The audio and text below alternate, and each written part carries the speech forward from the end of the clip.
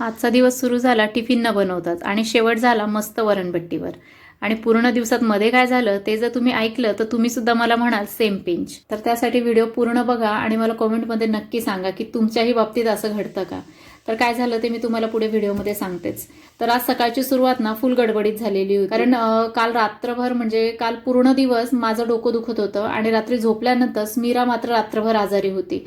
रात्री तिला पूर्ण रात्रभर तिला ताप होता आणि सर्दी खोकल्यामुळे तिला ॲक्च्युली ताप आलेला होता.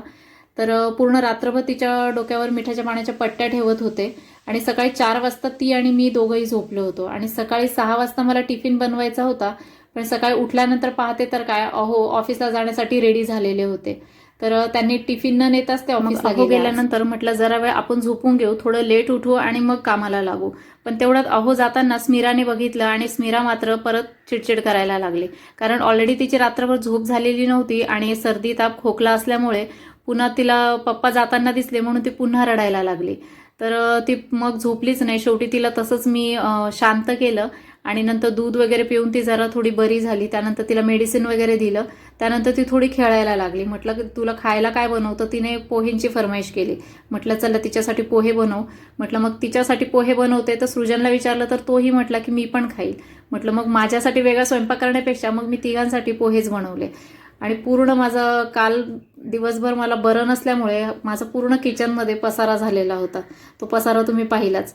तर ती मस्तपैकी थोडीशी मेडिसिनमुळे तिचा ताप वगैरे गेलेला होता आणि सर्दी खोकलाही जरा बरा होता, म्हणून मग तिने जेवण पण छान केलं. म्हणजे ते पोहे तिने छान खाल्ले. फक्त तिला ते साखर आणि खोबरे टाकून हवे होते. मी तिला तिच्या पद्धतीने तयार करून दिले आणि तिने ते छान पोटभर खाल्ले, म्हणून तिचा जरा मूड पण फ्रेश झाला. पण थोडं आई असणं म्हणजे काय असल्यामुळे फक्त एका आईलाच करतच होती. ती रात्रभर झोप झालेली नसली तरी सकाळी उठून सगळ्यांचं वेळेवर करावंच लागतं, सगळ्यांना वेळेवर खाऊ घालावंच लागतं. आजचा दिवस माझा तसाच गेला. शेवटी काय मी दिवसभर काय काम करत होते काय नाही करत होते माझंच मला कळत नव्हतं आणि काय काम करावं हे सुद्धा मला सुचत नव्हतं. कारण एका बाजूला स्मिराचं किरकिर चालू होतं आणि दुसऱ्या बाजूला कालचं पूर्ण दिवस मला बरं नव्हतं म्हणून पूर्ण घरात पसारा झालेला होता. तर सकाळची सगळी कामं मी आटोपली आणि दुपारी स्मिराला झोपवलं. त्यानंतर म्हटलं हे सगळे कपडे जे आहे ते मला सॉर्ट आउट करायचे होते, कारण बरेचसे कपडे आता स्मिराचे न घालण्यासारखे झालेले होते, छोटे झाले होते. तर ते सगळे मी कपडे बाजूला केले, जे घालण्यासारखे होते ते कबर्डमध्ये ठेवून दिले. तर ते कबर्डची अवस्था तुम्ही पाहिलीच. खरं तर त्या कबर्डची अवस्था त्याला 10-11 वर्ष झाले आहेत म्हणून झालेली आहे. तर त्याची लिंक मिळाली तर मी डिस्क्रिप्शनमध्ये नक्की देईल. तर ते कामं आवरता आवरता संध्याकाळ झाली. मग संध्याकाळी छान खमंग बनवले, कारण आहोंना पण भूक लागली होती आणि सृजनला पण भूक लागली होती. त्यानंतर मग स्वयंपाकाला लागले आणि पाहते तर डब्यात अजिबात कणिक नव्हती, म्हणजे एका वेळेचं होईल एवढीच होती. मग ते आता सकाळी टिफिनला लागेल म्हणून ते तसंच ठेवली. म्हटलं आता काय बनवायचं, मग गहू दळायला पाठवलं आहोंना. तर आज गुरुवार असल्यामुळे गिरणी बंद होती म्हणून तेही दळून मिळणार नव्हते. मग शेवटी काय करायचं म्हणून मग वरणभट्टीचा प्लॅन केला, कारण भट्टीचं पीठ ऑलरेडी माझ्याकडे मम्मीने मला रेडी दिलेलं होतं. मग डाळ शिजायला लावली आणि तितक्यात पाहते तर ऑइलच्या बॉटल पण खाली झाल्या होत्या, ते ऑइल पण भरून घेतलं. आणि एखाद दिवस असं होतं ना, ज्या दिवशी काम करायची अजिबात इच्छा नसते त्या दिवशी मात्र एकामागे एक काम चालूच असतात. तर डाळ शिजत होती तोपर्यंत म्हटलं बट्टीचं पीठ पण मळून घेऊ. तर हे जे पीठ आहे हे मका आणि गव्हाचं थोडं दरदरीत दळलेलं पीठ आहे.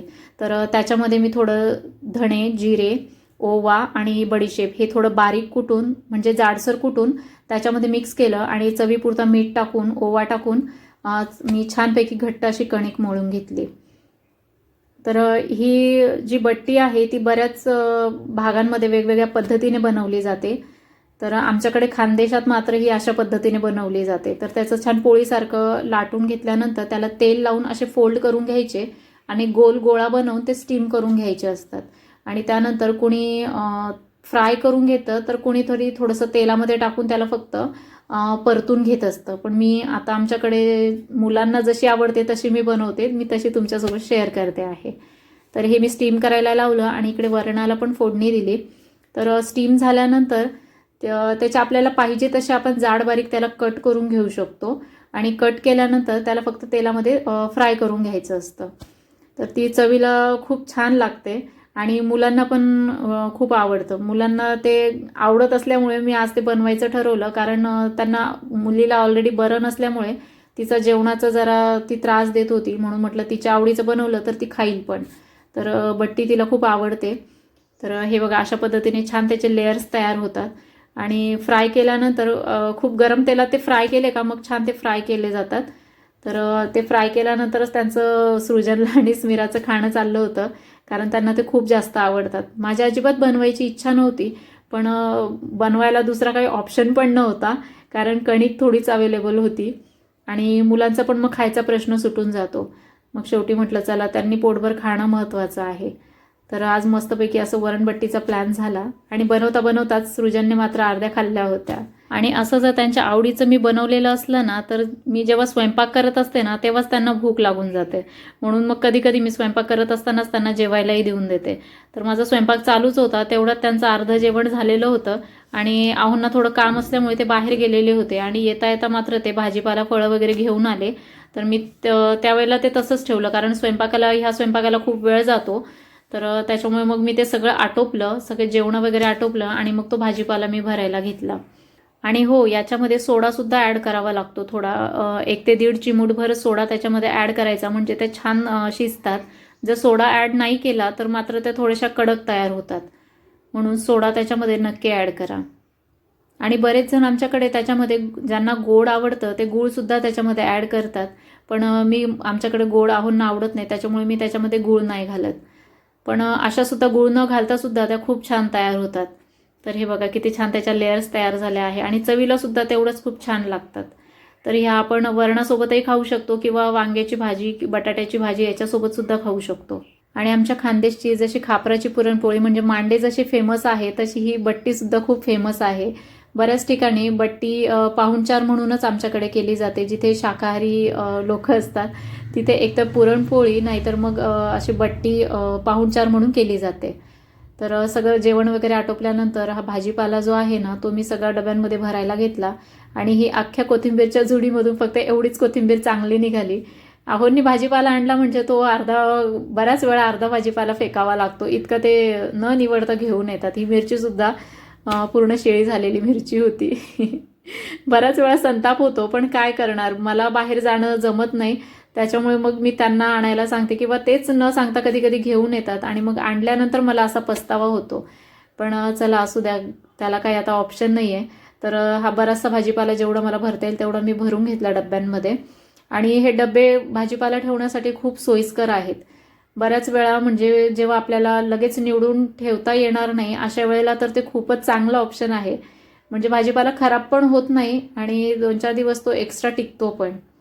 तर सगळा भाजीपाला मी भरून घेतला, गवारच्या शेंगा वगैरे जे होतं ते सगळं भरून घेतलं. फक्त मिरचीचं जे आहे, मिरची आणि कोथिंबीर तीच फक्त मी क्लीन करून घेतली, कारण कोथिंबीर ऑलरेडी खराब होती आणि जर ती न निवडता ठेवली असती ना तर ती अजून खराब झाली असती. तर बाकीचा सगळा भाजीपाला भरला आणि मिरचीचं पण धुवून जे देठ आहेत ना ते मी काढून ठेवते, म्हणजे जेणेकरून मिरची थोडी जास्त दिवस टिकते.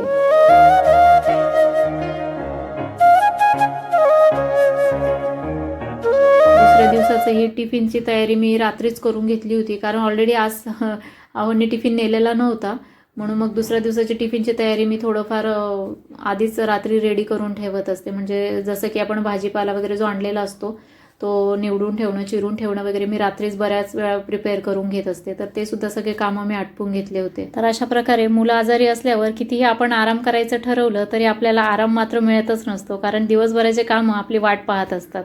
तर तुमच्याही बाबतीत असं होतं का हे मला कमेंटमध्ये नक्की सांगा.